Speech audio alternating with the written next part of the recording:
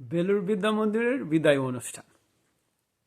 আর আমার অভ্যাস হচ্ছে কথায় কথায় সংস্কৃত মন্ত্র ঝাড়া। ওই ক্লাস 7 আর 8 সংস্কৃত পড়েছি, তা একটা এখনো মনে আছে। উদ্যমেন হি সিদ্ধন্তি কার্যানি না মনোরথই, ন হি সুপ্তস্য সিংহস্য প্রবিশন্ত্রী মুখে মৃগা। চেষ্টা দ্বারাই কার্য সিদ্ধ হয়, ইচ্ছা দ্বারা নয়। ঘুমন্ত সিংহের মুখে হরিণ ছুটে এসে ঢুকে পড়ে না, তাকে পরিশ্রম করে খেতে হয়। তো যাই হোক, এটা বলেছি হচ্ছে আমাদের বিদায় সম্বর্ধনা অনুষ্ঠানে 1995 সাল বেলুড় বিদ্যা মন্দির। কিন্তু এই সংস্কৃত স্রোতটা যে আমার জীবনে কীরকম বাঁশ হয়ে দাঁড়াবে সেই দিন আমি বুঝতে পারিনি। কারণ ওই এখানে ছিলেন, মানে যারা শুনছিলেন তাদের মাঝে ছিলেন আমাদের আদরের আত্মপ্রিয়ানন্দ, স্বামী আত্মপ্রিয়ানন্দ প্রিন্সিপাল আর প্রভাকর মহারাজ। মানে বেলুড় বিদ্যা মন্দিরের 1993 থেকে 95 যতজন মহারাজ আছে তাদের সঙ্গে আমার সম্পর্ক ভীষণ ভালো, বা অম্লমধুর বা সামথিং, মানে কোনো কারোর প্রতি কোনো খারাপ নেই, এক্সেপ্ট প্রভাকর মহারাজ। প্রভাকর মহারাজের সঙ্গে সম্পর্কটা, প্রভাকর মহারাজ সাউথ ইন্ডিয়ান আত্মপ্রিয়ানন্দ, তো ওনার সাথে আমার সম্পর্কটা যে কোনো কারণে দাঁড়িয়ে গিয়েছিল সাপে নেউলে একদম শুরু থেকেই। তো প্রভাকর মহারাজ উনি তো সংস্কৃত খুব ভালো করে শিখেছেন, বাংলাও শিখেছেন। তো যাই হোক, উনি এটার মানে করেছিলেন যে আমি নাকি বলেছি অপদার্থ কলেজ অপদার্থ প্রিন্সিপাল। হে রাম, কেন? শেখরানন্দ মানে সত্যব্রত মহারাজ বা দীপঙ্কর মহারাজ ভাইস প্রিন্সিপাল, বা বিদু মহারাজ, দাদু মহারাজ, নারায়ণ মহারাজ, মানে রাজা মহারাজ, কত নাম বলবো, ওরা না থাকলে মানে আমার কেরিয়ারের অন্যরকম হয়ে যেত ব্যাপারটা। মানে এই মহারাজগুলো মানে জাস্ট মানে ইটস এ ইউনিক এক্সপিরিয়েন্স। আর সত্যি কথা বলতে কি, মানে আত্মপ্রিয়ানন্দ তো মানে মহারাজ হিসাবে আর কি, আত্মপ্রিয়ানন্দ থেকে যদি আমি কোনোদিন প্রভাকর মহারাজ যদি কিছু নিতে হয় সেটা হচ্ছে অসম্ভব পরিশ্রম করতে পারেন। মানে প্রভাকর মহারাজ শত্রু হলে ওই একটা ব্যাপারে, মানে বলো না, শত্রু গুণটা দেখা উচিত, তাহলে তুমি বেটার শত্রুতা করতে পারবে। তো প্রভাকর মহারাজ ওই গল্প হচ্ছে, উনি হচ্ছেন অসম্ভব রকম পরিশ্রম করতে পারেন, কিন্তু একটাই প্রবলেম, উনি কাউকে বিশ্বাস করেন না। মহারাজ হয়েছেন, কাউকে বিশ্বাস করেন না, গল্পটা কীরকম দাঁড়ায়। তারপরে পরে যেটা বুঝেছি, মানে যেটা বলে লোকে আর কি, যে সাউথ ইন্ডিয়ানদের একটু বাঙালিদের প্রতি একটু একটু থাকে আর কি, একটু ঝাড়জলা ভাব থাকে, সেটা স্বাভাবিক হয়তো বা জানি। সেটা আমি আইআইটি বম্বেতে দেখেছি, কারণ আইআইটি বম্বেতে আমাদের ছিল ভূবালন বলে, আমার বন্ধু ছিল পি মহেশ, মহেশ পট্টাভিরমন বা শঙ্কর নারায়ণন, ওরা অন্য রকমের। আর এই ভূবালন ছিল মানে একদম অন্য রকমের, ওজন হিন্দি বলতে চাইতো না, আর আমরা মজা করতাম ওকে নিয়ে, মানে ও অন্য সাউথ ইন্ডিয়ানরা হিন্দি বললে তাদের তেড়ে তেড়ে যেত। তো সে এক যন্ত্র, সে ভূবালনের গল্প কোনো একদিন বলবো। তো যাই হোক, প্রভাকর মহারাজ হয়তো প্রথম, তখন তো বুঝিনি, অল্প বোঝার বয়স হয়নি, 16 বছর বয়সে, কিন্তু আমার মনে হচ্ছে প্রভাকর মহারাজ একটু বাঙালিদের একটু হেয় করতে পারলে খুব খুশি হন। মানে ওনার ডিগ্রিটা ছিল হচ্ছে ফিজিক্সে, হ্যাঁ, উনি ডিগ্রি ফিজিক্সটা পড়াতেন, আমাদের ফিজিক্স পড়াতেন। কোথায় কোথায় একটু পান থেকে চুন খসলেই হচ্ছে আমাদের পেছনে লাগতেন। আর আমাদের সত্যব্রত মহারাজ সুপার, তো মানে সুপার, সত্যি আমার জীবনের সুপার। সত্যব্রত মহারাজ বা স্বামী শেখরানন্দ না থাকলে আমার উচ্চ মাধ্যমিকে স্টার পাওয়া হতো না, সত্যি কথা বলছি। মানে ওই টেস্টে 644টা, 762 হওয়ার জন্য কোনো ক্রেডিট যদি কারো প্রাপ্য হয় সেটা হচ্ছে সত্যব্রত মহারাজ। মানে ওই তা নো, বাপরে বাপ, তোমার 644টা 744 হবে, তুমি 6 নাম্বার আর বাড়াতে পারবে না, আমি লিখে দিচ্ছি। এই রকমের একই। সত্যব্রত মহারাজ অন্য জিনিস। তো প্রভাকর মহারাজ এরম সত্যব্রত মহারাজকে বলছে, আপনি করছেনটা কি, ছেলেগুলোকে তো আদর দিয়ে পুরো গোপাল তৈরি করছেন। হ্যাঁ, টেনে টেনে কথা বলতেন। তো যাই হোক, তারপরে আবার সেই আমাদের ব্যাচে, দেখুন সব পাখি মাছ খায়, দোসায় মাছ রাঙায়। হ্যাঁ, বেলুড়ের যে খাবার দাবার, আমরা একটু লুকিয়ে চুরিয়ে, যারা বাইরে বিয়ে বাড়ি হলে সবাই খেতে যায়, হ্যাঁ, ওটা গল্প নয়, সবাই যায়। তো যারা ধরা পড়ে তাদের কপাল খারাপ। তো যাই হোক, ধরা পড়েছিল, জানবে যেটা যখন হবে, যে মানে ধরা পড়েছিল একটি গরিব বাড়ির ছেলে একটি, হ্যাঁ, আর একটি বড়লোক বাড়ির ছেলে। তো যাদের বিয়ে বাড়িতে গিয়ে খেতে গিয়ে ধরা পড়েছে, তারা পর্যন্ত এসে যখন বুঝতে পারলো যে ব্যাপারটা খুব বাজে দিকে গড়িয়ে গেছে আর কি, তখন তারা এসে ক্ষমা চাইছে, বলছে মহারাজ ওদের ছেড়ে দিন। কিন্তু প্রভাকর মহারাজ ছাড়বেন না, প্রভাকর মহারাজ ছাড়ার কোনো হালে নেই। আরও আছে, আমার যখন ফিজিক্স পড়াতেন না, তখন তো বেলুড়ে রেসনিক হলিডে, আমি জানি না এখনকার ছেলেপুলেরা রেসনিক হলিডে পড়ে কিনা ফিজিক্স, হ্যাঁ। তো সিআরডিজি চিত্তরঞ্জন দাশগুপ্ত, আমরা বাঙালি ছেলেরা পড়তাম, আর যারা ইংরেজিতে পড়তো তারা ওই রেসনিক হলিডে আর পড়তো, ফিজিক্স পড়তো, ভালো বই শুনেছি। তো যাই হোক, তো হয়েছিল কি, 11টার সময় সবাই তো সিনেমা দেখতে যায়, এইদিকে সার্কিয়া যায়, ওইদিকে বেলুড়ে যায়, ওইদিকে বই কিনতে যাচ্ছি বলে ধর্মতলায় যায়, গিয়ে সবাই 11টা হলে সবাই দেখে, ওদের বয়সের ছেলে কে দেখে না, হ্যাঁ, যারাই সুযোগ পায় তারাই দেখে। তো করেছিল কি, কিছু পাবলিক ওই রেসনিং হলিডে হচ্ছে 11টা নুন শো সিনেমা দেখতে গিয়ে ভুলে সিটে ভুলে রেখে চলে এসছে, তারপর আবার বইয়েতে নাম লেখা আছে, পড়বি তো পড়, সেটা আবার সিনেমা হলের মালিক সেটা ফেরত দিতে এসেছে, দিয়েছে আবার কাকে না, প্রভাকর মহারাজকে। বাস, আর প্রভাকর মহারাজ তো তখন মানে সবাইকে ডেকে ডেকে আমাদের ছেলেগুলোর এই যে ধর্ম নিয়ে এই যে নিয়ন্ত্রণ, হ্যাঁ, এই যে এ তো মাথা খারাপ করে দেবার মতো। আজকে সিনেমা হলে 11টার সময় সিনেমা দেখতে গিয়ে রেসনিং হলিডে খুলে আসছে, কালকে হয়তো জামা কাপড় ছেড়ে দিয়ে চলে আসবে, ওদের খেয়ালই থাকবে না, হুঁশি থাকবে না। তো যাই হোক, তো প্রভাকর মহারাজ বললে দুটো গল্প মনে পড়ে। একটা হচ্ছে মানে উনি ক্লাসে এসে জিজ্ঞেস করবেন সিলিংয়ের বাংলা কি। আরে বাবা, বাঙালির ছেলে, আমরা তো কোনোদিন সিলিংয়ের বাংলা নিয়ে খুব একটা ভাবিনি। সিলিং থেকে জল পড়ছে, আর নাহলে মশাটা ওই উড়ে গিয়ে সিলিংয়ে বসেছে, ওই সিলিংকে সিলিংই তো বলে এসছি। তবু অনেক কুতকে কুতকে বললাম নিচের ছাদ। নিচের ছাদ কি? ছাদ, রুফ। তোমরা বাঙালি ছেলে, তোমাদের লজ্জা করে না? বাংলাটাও জানো না। হলো সিলিংয়ের বাংলা জানি না বলে আমাদের খেঁচিয়ে দিল, কি করবো, ফিজিক্স পড়াতে এসে খেঁচা খাচ্ছি। তারপরে হলো আবার কি, অরবিটের বাংলা কি। আমরা তো বাংলা মিডিয়ামে কেমিস্ট্রি পড়ছি, অরবিটের বাংলা বললাম কক্ষ। কিন্তু মহারাজ তো সংস্কৃত শিখছেন। আরে কক্ষ কক্ষ কক্ষ মানে তো রুম। তোমরা বাঙালি ছেলে, বাংলাটাও বলতে পারো না, অরবিট কেন কক্ষ হবে? কক্ষ মানে তো রুম। আরে মহারাজকে বোঝাবো কি করে? তো যাই হোক, একটা ওই বাংলায় কথা ছিল না, আমার বন্ধুর বাবা বলতো, দুদিনের সন্ন্যাসী ভাতকে বলে অন্য। যাই হোক, তো আত্মপ্রিয়ানন্দের সঙ্গে আমার সাপে নেউলে বলা উচিত, বা সাপে নেউলের থেকে যদি কিছু থাকে সেটাই। কারণ আমার 16 বছর ভয় ডর কম, একটু ওইভাবে এখনও তাই, মানে ফিয়ার আর ফিল্টার দুটোই আমার কম। আসলে কি, আমরা ভুল ভুল জায়গায় অভিযোগ করি আর কি, মানে সেটা এখন তো আমিও করি, সবাই করে। মানে ধরুন, মানে অনেকে আছে বউয়ের কাছে তার ম্যানেজারের নামে অভিযোগ করছে, যেন বউ গিয়ে ম্যানেজারের সঙ্গে শুয়ে ম্যানেজারকে বদলে দেবে, বা উল্টোটা, হ্যাঁ, বন্ধুর কাছে বউয়ের নামে অভিযোগ করছে, যেন বন্ধু তার বউটাকে ধার দিয়ে বলে, ওরে নে তোর বউ যখন এত সমস্যা, আমার বউটাকে নিয়ে ম্যানেজ কর। গল্পগুলো তো এইরকম নয়, তো আমরা সেরকম হয় আর কি। তো আমিও একটু প্রভাকর মহারাজের পেছনে লাগতাম আর কি, কারণ আমার ওই বয়সে তখন ওই আর বাঙালিদের পেছনে লাগতেন উনি, আর আমি উল্টো করে একটু পেছনে লাগতাম আর কি। তো সেই নিয়ে তারপরে রূপক সাহাক বা সাংবাদিক এসেছিলেন, মারাদোনা তখন তো আর্জেন্টিনার ভক্ত, মোহনবাগান আর্জেন্টিনা, মারাদোনা। তো যাই হোক, সেই নিয়ে রূপক সাহার সঙ্গে একটু লেগেছিল। তো বিদ্যা মন্দির সেমিনার দিতে আসে, অনেক গল্প আছে, কিন্তু এমন কিছু করিনি যেটার জন্য আমাকে, ইনফ্যাক্ট যে কারণে ভাইস প্রেসিডেন্ট দীপঙ্কর মহারাজ আমাকে ডাইরেক্ট অ্যাডমিশন দিয়েছিলেন, কোনো কিছু করেননি। তারপরে যখন কেমিস্ট্রি অনার্সের জন্য কাছে মৃণালবাবু, এমসি কেমিস্ট্রি ফেমাস, মানে ভুল উত্তর দিলে যিনি বলতেন, ও বাবা কি সুন্দর দিয়ে উত্তর দিয়েছে গো, তুমি একটা কাজ করো, তুমি না সোজা ওই বারান্দায় চলে যাও, যে ওখান থেকে বুক কাত করে নিচে ঝাঁপ মেরে দেওয়া, জীবনে কোনো দিন এই প্রশ্নের এরকম উত্তর দেবে না। মানে ওই হচ্ছে মৃণালবাবু, মানে এমন করে বলবেন, একটু হাসবেন না, ভুল উত্তর দিলে খুব রেগে যেতেন।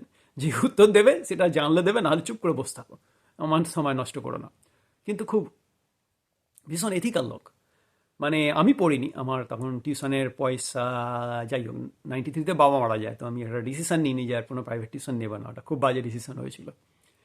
তো মৃণালবাবুর টিউশনে আমি সিলেক্ট করেছিলাম, কিন্তু ওনার যে প্রিন্সিপালটা ছিল, উনি ঠিক করেছিলেন যে ক্লাসে যেটা পড়াবেন সেটা টিউশনে পড়াবেন না, যাতে নিজের প্রতি উনি সৎ থাকেন। মানে এই সমস্ত লোকগুলো আজকে পাওয়া যায় না। তো যাই হোক, তো আমি ডাইরেক্ট উচ্চ মাধ্যমিকের রেজাল্ট তুলেছি, গিয়ে দেখলাম হ্যাঁ বেলুড়েই পড়ে নিই, তাহলে উচ্চ কেমিস্ট্রি অনার্সটাই পড়ে নিই বেলুড়ে, আর কী করবো। তো দীপঙ্কর মহারাজের কাছে গেলাম, দীপঙ্কর মহারাজ বলল, আচ্ছা কন্ডিশনটা হচ্ছে সাবজেক্টে তোমাকে লেটার মার্কস পেতে হবে আর স্টার্ট থাকতে হবে, তাহলে ওই ইয়াটা গিয়ে ডিপার্টমেন্টে ইন্টারভিউ দিয়ে দে, তো কেমিস্ট্রিতে দিলে ডাইরেক্ট অ্যাডমিশন হয়ে যাবে, যা আগে ডিপার্টমেন্টে ইন্টারভিউটা দিয়ে আয়। তো গেলাম, মৃণালবাবু বলছে, দেখো তুমি তো, মৃণালবাবু তো এইরকম বলছে, ও তুমি তো আমাদের ছাত্র, এবার তোমাকে যদি আমি প্রশ্ন করি আর তুমি যদি উত্তর না দিতে পারো, তাহলে খারাপটা কার লাগবে? আমার। তোমাকে আমি প্রশ্ন করবো না, ও তুমি অ্যাডমিটেড, চলে যাও। ভাইস প্রিন্সিপালকে বলো, বলে মৃণালবাবু সই করে দিলেন কাগজে। তো আমি গেলাম, তো দীপঙ্কর বলল, ওয়েলকাম, আরও 3 বছর ধরে আমাদের জ্বালা। তা চালিয়ে যায়, তো ডিবেট ফিবেটগুলো চালিয়ে যায়। দীপঙ্কর মহারাজ খুব ভালোবাসতেন সর্বগানন্দ, ওনার গান শুনতাম, সেই উনি বাঙালি আর কি। আর ঘটনাটা এইরকম, ওটা দীপঙ্কর মহারাজ আর আত্মপ্রিয়ানন্দ, আমার মনে হয় একটু উত্তর মেরু দক্ষিণ মেরু, মানে যারা দীপঙ্কর মহারাজের কাছাকাছি আত্মপ্রিয়ানন্দর কাছে তারা মাছ খাবে, একদম জানা, সেটা পরে বুঝেছি আর কি। যাই হোক, ইনফ্যাক্ট আমিও বেরিয়ে যাই, 1995 আমাকে মানে তাড়িয়ে দেয় শুনেছি। তারপরে দীপঙ্কর মহারাজের তো প্রিন্সিপাল হয়ে নরেন্দ্রপুরে চলে গেছিলেন, উনি টিকতে পারেননি। প্রভাকর মহারাজের কাছাকাছি টেকা খুব মুশকিল, মানে উনি অসম্ভব পরিশ্রমী, প্রচুর গুণের অধিকারী, কিন্তু অসম্ভব রকমের ইন্টারেস্টিং পাবলিক। মানে আচ্ছা, এই দিয়েই বলি যে বেলুড়ে যারা জানেন না, বেশিরভাগ মহারাজ হচ্ছে তাদের নামটা সন্ন্যাসের পরে কী নাম হবে নিজেরাই ঠিক করেন। এখন যে মহারাজ নিজের নাম ঠিক করেছেন আত্মপ্রিয়ানন্দ, তাকে নিয়ে বলার কোনো মানে হয়? তো যাই হোক, তো প্রভাকর মহারাজের বা আত্মপ্রিয়ানন্দের ওই বাংলা জ্ঞানটাকে নিয়ে মাঝে মাঝে ওই অরবিটের বাংলা কক্ষ বললে আমাদের নিয়মের মধ্যে ছেঁটা করতো, বলতে তোমরা বাঙালির ছেলে, তোমাদের লজ্জা করে না, তোমরা বাংলাটাও বলতে পারো না। তো আর কি বন্ধুর বাবার কথাটাই, যেটা বাংলা প্রবাদ বলতো না, দুদিনের বৈরাগী ভাতকে বলে অন্য। উনি সংস্কৃত শিখেছেন খুব মন দিয়ে, কিন্তু সেইভাবে ততটা বাংলা ভালো করে শেখেননি।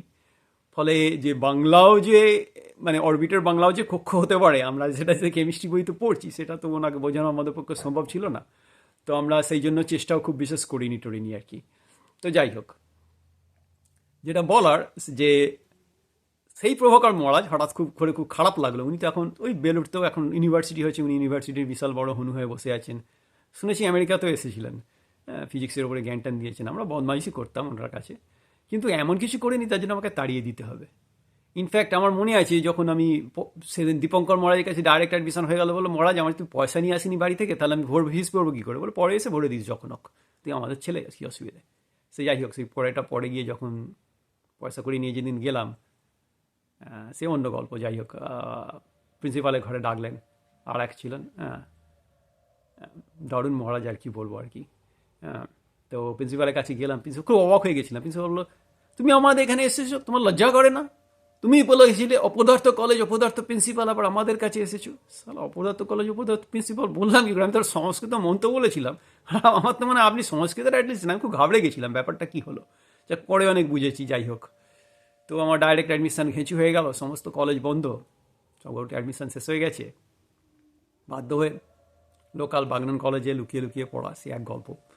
ইনফ্যাক্ট আমার মনে আছে, আমি বাগনান কলেজে কেউ জানতো না আমি বেলুড় বিদ্যা মন্দিরের পাবলিক। আমি সকালবেলা কেমিস্ট্রি যখন এদিক ওদিক ক্লাস টাস করতাম, তারপরে দুপুরবেলা হচ্ছে আর্টসের ক্লাস করতাম, হিউম্যানিটিসের, দিয়ে তারপরে সন্ধ্যেবেলা তখন ওই বন্ধু বান্ধবরা বেশিরভাগই কমার্সের পাবলিক, ওদের সঙ্গে কমার্সে ক্লাস টাস করতাম। আমার এখনও মনে আছে, কমার্সে একজন প্রফেসর ছিল বাগনান কলেজে, স্টুডেন্টদের আপনি বলতেন, এই আপনি, ইউ ইউ ইউ, আপনি হাসছেন কেন, আপনি হাসছেন কেন? তো যাই হোক, আমরা পেছনের দিকে বসে আড্ডা মারতাম। তো দিয়ে রাত্রিবেলা ফিরতাম, খুব মনটা খারাপ, কারণ সবাই তখন হ্যাটা করতো, 18 বছর বয়স, বাবা মারা গেছেন তখন 16 বছর, 2 বছর আগে। মানে যার যখন যে মন্তব্য হয় সে করে যায়, কেউ ও তো দুটো পাস দিয়ে কত ভালো বোঝা গেছে, মহারাজ তাড়িয়ে দিয়েছে থেকে শুরু করে সব আছে। আসলে কী বলেন তো, গেরুদাধারী সন্ন্যাসী আর 18 বছরের ছেলে, কাকে কে বিশ্বাস করবে বলুন? আমার তো বদভ্যাসেরও তো আছে প্রচুর। তো যাই হোক, কিন্তু দিনের শেষে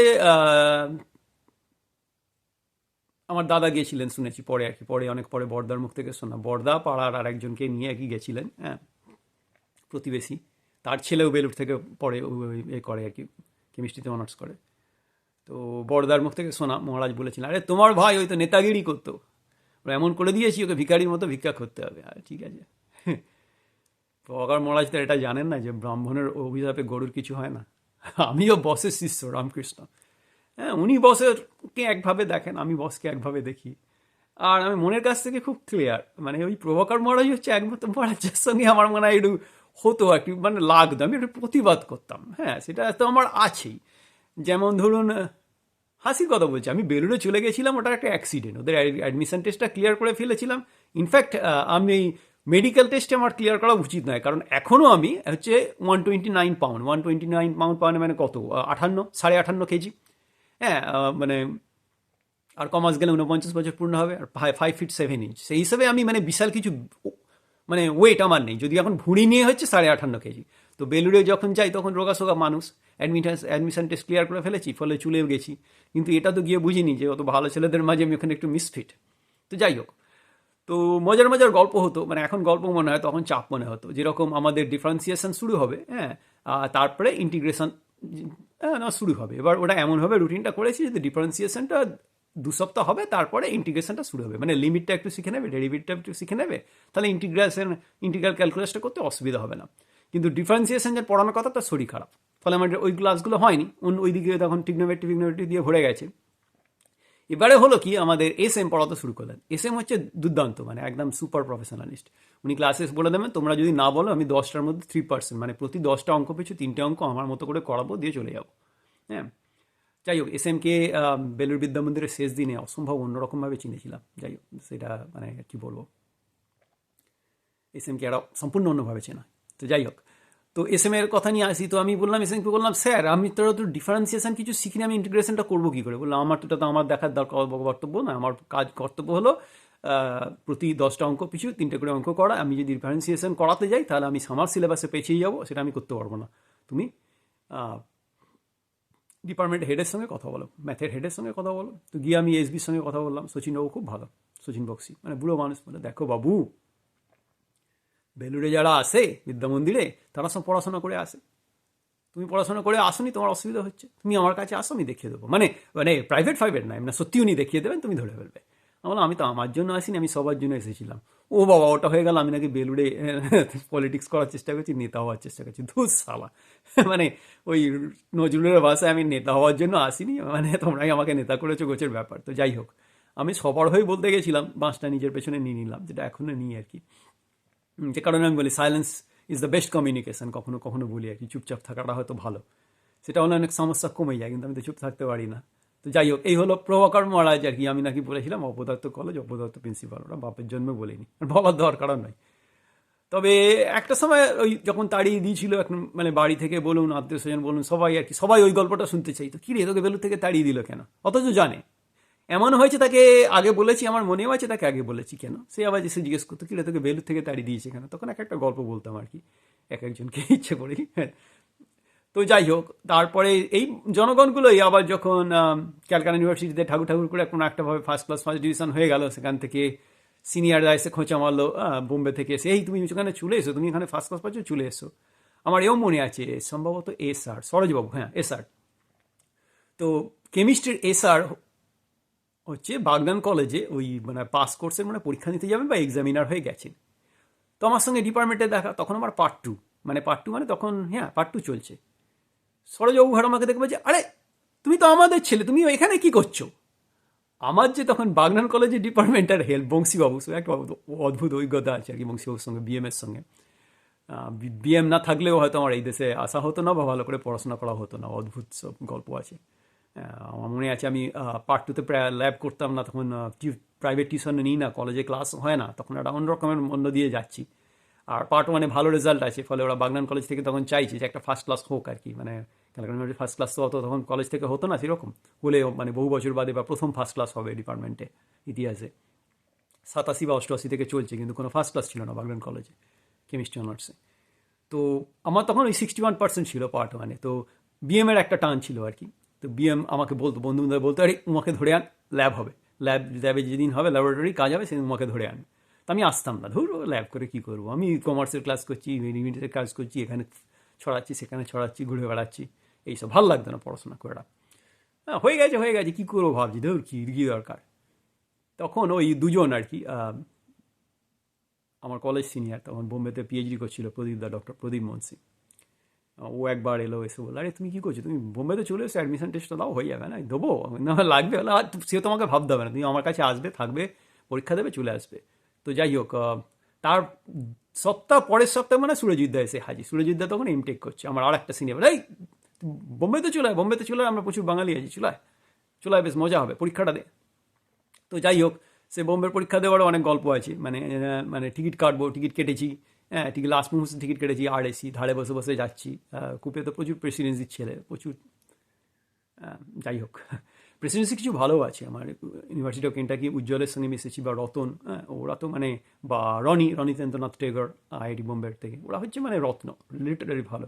আবার ওদের একটা ইন জেনারেল একটা ঝাড় জ্বালানো ভাব আছে একটু, মানে যারা ওরা অনেক বেশি বেটার বা সামথিং। যাই হোক, অথচ বাগান কলেজ আর প্রেসিডেন্সি কলেজ দুই কিন্তু ক্যালকাটা ইউনিভার্সিটি, সেটা ওরা বোঝে না সবসময়। যাই হোক, তো ওই RAC-তে বসে বসে বসে বসে যাচ্ছি, এখন তো বসে বসে তার ঘুমানোর জায়গা নেই, মানে এও পাইনি, মানে ধারে শোয়ার জায়গা পাইনি, লাস্ট মিনিটে টিকিট কেটেছিলাম।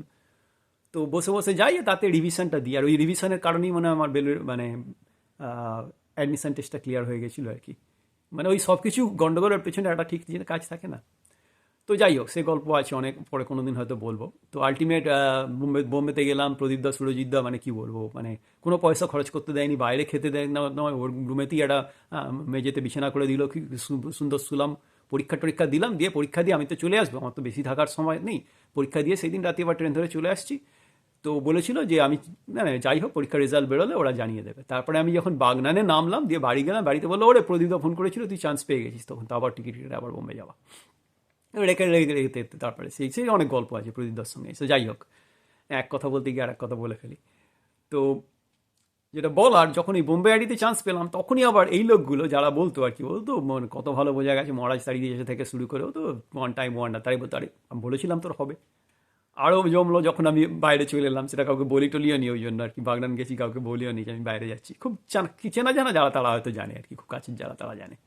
তো যাই হোক, ইনফ্যাক্ট তোকে জানতো না আমি কী পড়ি, পড়াশোনা করি বা কোথায় যাচ্ছি, কেন পড়াশোনা করছি, আমি কোনোদিন কাউকে বলি না, আজও বলি না। সেই কারণেই আর কি ওই প্রভাকর মহারাজের ওই যে তাড়িয়ে দেওয়াটা, ওই দাগাটা কিন্তু রয়ে গেছে ভাই। হ্যাঁ মানে ওটা আমি সারা জীবনে যাই করি সবসময় ওটা বেলুর থেকে তাড়িয়ে দিয়েছিল। তো ওটা নিয়ে মজা করি যে বিশ্বজিৎকেও তো বৌদিবাজি করতে বলে বেলুর থেকে তাড়িয়ে দিয়েছিল, সে বোম্বে গিয়ে বড় অভিনেতা হয়ে গেল। রাইট, মানে প্রসেনজিতের বাবা বিশ্বজিৎ।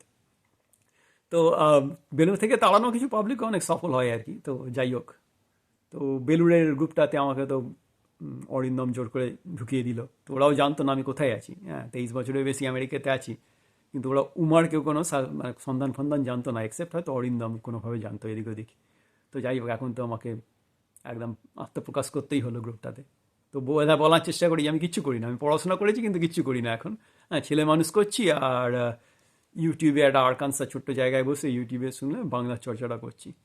তো অনেকে এর গল্পটা জানে না যে ঠিক কী হয়েছিল আর কি। তো সেটা আমার ভার্সনটা বলার চেষ্টা করছি। অফকোর্স আমি সব দোষগুলো তো বলবো না, তবে এমন কিছু দোষ করিনি, মানে ওনার কাছে ইনফ্যাক্ট আত্মপ্রিয়ানন্দ চিঠিটাও তৈরি করতে পারেননি, শুধু একটা টেক্সট পাঠিয়েছিলেন আমাকে তাড়ানোর জন্য। পরে শুনেছিলাম মানে সুপার মহারাজের কোনো দোষ নেই আমার এগেনস্টে। আর ভাইস প্রিন্সিপাল মহারাজ আমাকে ডাইরেক্টলি অ্যাডমিট করেছেন, আর উনি প্রিন্সিপাল এসে পুরো ওভাররাইট করে আমাকে রাস্টিকেট করে দিলেন, just because he can, I guess. তারপরে যাও গিয়ে আমাকে বলতো অপদার্থ কলেজ, অপদার্থ প্রিন্সিপাল, কোনোদিনই বলিনি সেটা। মানে উদ্যমে না হি সিদ্ধান্তি কার্যানী না মনোরথই ন হি সুপ্তস্য সিংহস্য প্রবিশন্তি মুখে মিঘা। ওটাতে কোথায় আমি বললাম রে বাবা তুমি অপদার্থ? হ্যাঁ, ওই ওই অরবিটের বাংলা কক্ষ বলে, যেমন তোমাদের লজ্জা করে না, বাংলা জানো না। তো যাই হোক, সেই আত্মপ্রিয়ানন্দকে আবার দেখলাম। মানে কিছু কিছু মানুষের পরে দেখলে একটু মন খারাপ হয়, যেমন হচ্ছেন আমাদের অধ্যাপক সুনন্দ সান্যাল, খুব ভালোবাসতাম। মানে লিডস থেকে উনি পিএইচডি করেছেন, কথা বলতেন ব্রিটিশ অ্যাকসেন্টে, একখানাও শব্দ, একখানা কি আধখানাও শব্দ ইংরাজি না বলে আমাদের ইংরাজি পড়াতেন। মানে উনি ডেভিড চাকল বলে যে চাকলটা দিয়েছিলেন, আমি চাকলের যে কি অর্থ সেটা আমি আর কোনোদিন ভুলতে পারবো না, পাগলা না হয়ে গেলে, রাইট? তো যাই হোক, সেই অধ্যাপক সুনন্দ সান্যাল যখন তৃণমূলের দিকে খেলেন তখন একটু খারাপ লেগেছিল, কারণ এই মানুষগুলো হয়তো না গেলেই পারতেন। যে কারণে আমি নচিকেতার অন্ধভক্ত, সুমনও ভালোবাসি, শিলাজিতও ভালোবাসি, কিন্তু শিলাজিৎ আর রঞ্জন দত্ত আমার থেকে একটু সম্মান পায়, কারণ ওরা ওই রাজনীতি থেকে যাওয়ার চেষ্টা করেনি। আর নচিকেতা সুমন তো শুধু গান নয়, ওরা তো মানে কি বলবো, ওরা ট্রেন্ড সেটার। হ্যাঁ, আমরা যারা বড় হয়েছি ওদের কাছে ট্রেন্ড সেটার। হ্যাঁ, ওদের একটা নচিকেতা ভালো লাগে, গান ভালো লাগে, কিন্তু এখনকার নচিকেতা মানাতে পারি না, এখনকার সুমন ঠিক মানাতে পারি না। যাই হোক, তো সুনন্দ সান্যাল যখন ওই একটু রাজনীতির দিকে গেলেন তখন একটু খারাপ লেগেছিল, তো সুনন্দবাবু না গেলেই পারতেন। যাই হোক, পরে নাকি শুনেছি উনি আর প্রফেসর সুনন্দ সান্যাল উনি থাকেন না। কিন্তু আত্মপ্রিয়ানন্দ হলো কি, স্বামীজি যখন জন্ম শতবর্ষ হলো বিশাল করে নেতাজি ইন্ডোরে, সেখানে দেখলাম আনন্দবাজারে উনি বলছেন, আরে আপনি এত বড় করে, আমি গেস করার চেষ্টা করছি, আরে আপনি এত বড় করে অনুষ্ঠান করবেন জানলে আমরা করতাম না। আরে বাবা প্রভাকর মহারাজ, আপনি বাংলা কথাটা শিখেছেন আমি জানি না, তবে রবীন্দ্রনাথের দু লাইন বলি, সেটা হচ্ছে, কে লহিবে মোর কার্য কহে সন্ধ্যা রবি, শুনিয়া জগৎ রহে নিরুত্তর ছবি, মাটির প্রদীপ ছিল সে কহিল স্বামী, আমার যেটুকু সাধ্য করিব তা আমি। এখন মমতা ব্যানার্জির সরকার খুব বড় করে বিবেকানন্দ শতবর্ষ পালন করছে বলে বেলুড়ে আমরা করব না, এটা একটু ঠিক নয়। আমাদের কম ক্ষমতা নয়, কম করে করবো, ওদের বেশি ক্ষমতা আছে, ঘুষ ঘাসের পয়সা, ওরা বেশি করে করবে। হ্যাঁ, ওটা কি দরকার আছে? যাই হোক, প্রভাকর মহারাজের ওপরে তখন খুব রাগ হতো, মানে যখনই কথা শোনাতাম, সবাই দোষ করলো, আমাকে শালা তাড়িয়ে দিলি, এটা সারা জীবনের মতো আমার বদনাম ছুটে গেল নামের সঙ্গে। আমি জীবনে যাই করি মানে এখন তারপরে ধরুন আইআইটি থেকে অর্গানিক কেমিস্ট্রিতে মাস্টার্স করেছি, আমেরিকাতে এসেছি, আমেরিকাতে নেই করে 23 বছর ছাড়িয়ে 24 বছরে পড়লো, আমেরিকা থেকে আবার মাস্টার্স করেছি, একটা ফাউ মাস্টার্স, প্রথম পিএইচডি যখন হলো না, তারপরে ফাইনালি আমেরিকা থেকে পিএইচডি করলাম, তারপরে আমেরিকা থেকে এমবিএ করলাম, কারণ ওই ফ্রি টিউশন ছিল ফ্যাকাল্টিদের। হ্যাঁ, কেমিস্ট্রিতে পিএইচডিও হয়ে গেল, এখন এত পড়াশোনা করেছি এখন কেউ চাকরি দিতে চায় না। 8 বছর ইউনিভার্সিটিতেও পড়ালাম, কিন্তু এত পরেও কিন্তু লোকে মনে রাখে ও বেলুড় থেকে তাড়িয়ে দিয়েছিল ডিসিপ্লিন গ্রাউন্ডে। হ্যাঁ, সিনেমাটা একটু খারাপ লাগে। হ্যাঁ, বদমাইশি করতাম, যেমন বাঁধাকপির তরকারি আর কাজ জয়, সে বাঁধাকপির তরকারি নিয়ে এমন কবিতা লিখেছিলাম, বাপরে বাপ, সেই মানে কবিতা মানে যে নোবেল চুরি করেছে তার হাতে এই কবিতাটা গেলে সে আমাকে ফেরত দিয়ে যেত, রবীন্দ্রনাথের নোবেলটা। বললে না বাবা তুই নে, আশ্চর্য হচ্ছে না তোর বাঁধাকপির তরকারির প্রতি কবিতা, দিয়ে সেটা মহারাজের ঘরের সামনে ছাঁটিয়ে দিয়েছিলাম। সে যাই হোক, সেটা ধরাও পড়ে গেছিলাম। তো এই টুকটাক এদিক ওদিক ছিল, কিন্তু এমন কিছু করিনি যেটার জন্য এরকম একটা ডিসিপ্লিন গ্রাউন্ডে আমাকে তাড়িয়ে দিতে হবে, সারা জীবনের মধ্যে একটা দাগ মেরে দিতে হবে। তো যাই হোক, তো ওই তখন তখন মনে হতো যে একটু মানে, তখন তো খুব রাগ, মানে 18 বছর বয়স, হ্যাঁ সবারই থাকে, তখন খুব ইচ্ছে হতো যে যে করেই হোক মানে কলকাতা ইউনিভার্সিটি যে মানে বাগনান কলেজ থেকেও যে আমি পড়াশোনাটা ঠিকঠাক করতাম পরীক্ষার আগে, এমনিতে সারাদিন এদিক ওদিক, কিন্তু ঠিক পরীক্ষার আগে পড়াশোনাটা আমি ঠিকঠাক করতাম। তার কারণ হচ্ছে ওই একটাই, সেটা হচ্ছে আমাকে যে করেই হোক একটা চাকরি পেতে হবে, একটা ব্যাংকে হোক বা রেলে হোক একটা চাকরি পেতে হবে। আর তাহলে হবে কি, আমার ইচ্ছে ছিল যে এই এক কলম মানে এক দোয়াত কালি নিয়ে আত্মপ্রিয়ানন্দ প্রভাকর মহারাজের সঙ্গে দেখা করতে যাব, গিয়ে ওর মাথায় কালিটা ঢেলে দেবো, যে শালা আমাকে এরকম দুর্নাম করলি, আমাকে তাড়িয়ে দিলি, কালিটা দেন, এক বোতল কালি একদম প্রতীকী। এবার তারপরে আমাকে তো ফাইন দিতে হবে, একটা ক্যামেরা হবে, আমাকে ফাইনও দিতে হবে, ওই ফাইনটা দেওয়ার জন্য আমাকে একটা চাকরি করতে হবে, মানে ওটা ব্যাক ব্যাক ক্যালকুলেশন আর কি, যে পড়াশোনা করে এমন একটা চাকরি জোগাড় করতে হবে। আমার তো সেরকম কেউ দাদা দিদি নেই যে মানে বাবা মারা গেছেন 16 বছর বয়সে, মানে পড়াশোনা নিজে যা করবে সেইটুকুনি, তো আমি কাউকে ধরতে টরতে পারবো না। ওই পড়াশোনাটা এমনভাবে করতে হবে যাতে মার্কশিট দেখে আমাকে যেখানে চাকরি করতে যাই মোটামুটি ওটা দিয়ে দেয়। হ্যাঁ, যে 10 যদি 3টে ক্যান্ডিডেট বাঁচে তার মধ্যে যেন চলে যায়, এখনও সেটাই চেষ্টা করি আর কি। হ্যাঁ, যাই করি মন দিয়ে করার চেষ্টা করি, মানে চুরি করলেও মন দিয়ে করতে হবে, ওইরকম একটা মানসিকতা আমার ছিল, যাই করবে।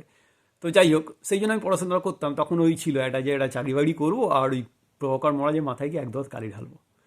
তো এখন আর বয়স হয়ে গেছে 49-এর দোরগোড়ায়, এখন জাস্ট মজা পাই, মানে ঠিক আছে, যে নিজের নাম বেঁচেছে আত্মপ্রিয়ানন্দ, তার পেছনে বা লাগিস কেন। হ্যাঁ, আর তবুও দুটো আপডেট মহারাজকে দেওয়া, একটা ওই বড়দাকে দে, আর ওই প্রতিবেশী যে বাপকে তাকে বলেছিলেন যে আমাকে, হ্যাঁ তোমার ভাইয়ের যা করে দিয়েছি, এখন নেতাগিরি করতো, এখন তোমাকে ভাইয়ের যা করে দিয়েছি, ওকে দরজা দরজা ভিক্ষে করতে হবে। তো এখন যদি যাই আর কি, কোনোদিন আবার যদি দেশে যাই, এই 23 বছরে তো একবারই বাড়ি গেছি আমি, 2008-এ গেছিলাম, 2009, হ্যাঁ। তো বাড়ি টাড়িও খুব বেশি যাই না আর কি, দেশে যাই না, খুব মিস করি দেশ, কিন্তু যাওয়া হয়ে ওঠে না, যাই হোক অন্য গল্প। তো দেশে যদি যাই আমার খুব ইচ্ছা আছে প্রভাকর মহারাজের সঙ্গে যদি কোনোদিন দেখা হয়ে যায়, তাহলে দুটো, একটা আপডেট দেবো আর একটা প্রশ্ন করবো। আপডেটটা হচ্ছে যে মহারাজ, আপনার অভিশাপে ভিক্ষেও যদি করি, এখন কিন্তু আমি আমেরিকাতে ভিক্ষে করবো, ফলে আমার একটু আপগ্রেড হয়ে গেছে। আর দ্বিতীয়টা, মহারাজ সিলিংয়ের বাংলাটা কি বলুন তো, ওইটা আমার জানার এখনও জানা হয়নি, তো ওইটা আমার মহারাজ থেকে জানার ইচ্ছা আছে, কালি ঢালার ইচ্ছে তো আর নেই। আর প্রভাকর মহারাজ থাকুন না, বাট সমস্ত মহারাজ মানে সমস্ত মহারাজকে আমার প্রণাম, ইনফ্যাক্ট ইনক্লুডিং প্রভাকর মহারাজ, কারণ প্রভাকর মহারাজের থেকে যদি আমি কোনোদিন কিছু মানে নিতে চাই, সেটা হচ্ছে ওনার মানে অপরিসীম পরিশ্রম করার ওনার একটা ক্ষমতা আছে। মানে সাউথ ইন্ডিয়া থেকে এসেছেন, কিন্তু ওই ভোরবেলা উঠে মানে একদম মানে পাগলের মতো কাজ করতে পারেন, ওইটা যদি আমি করতে পারি আমার মনে হয় জীবনে মানে আমি প্রচুর সফল হয়ে যাবো। সে যাই হোক, কিন্তু ওই তাড়িয়ে দিয়ে আমার যে একটু দুর্নামটা করে দিলেন, তো যাই হোক, ওই আর কি, যে আমেরিকার অলমোস্ট আমেরিকার ভিখারি, তো এখন তো মানে দেশে আর ভিক্ষা করতে পারবো না এখন, কারণ টিকিট কেটে গিয়ে তবে ভিক্ষা করতে হবে, টিকিট কাটার পয়সা নেই, বলে ভিক্ষা করতে গেলে আমাকে আমেরিকাতেই করতে হবে। আর একটা হচ্ছে সিলিংয়ের বাংলা, আমি এত বছর ধরে খুঁজে যাচ্ছি, আজও জানিনি। হ্যাঁ, ওইটা আমার খুব মহারাজকে দেখে জানার খুব ইচ্ছা আছে। তো যাই হোক, পুরানো দিনের এই গল্প বললাম, যাদের মজা লাগবে বা ভালো লাগবে একটু আমার পুচকে চ্যানেলটাকে সাবস্ক্রাইব করবেন, ভালো থাকবেন।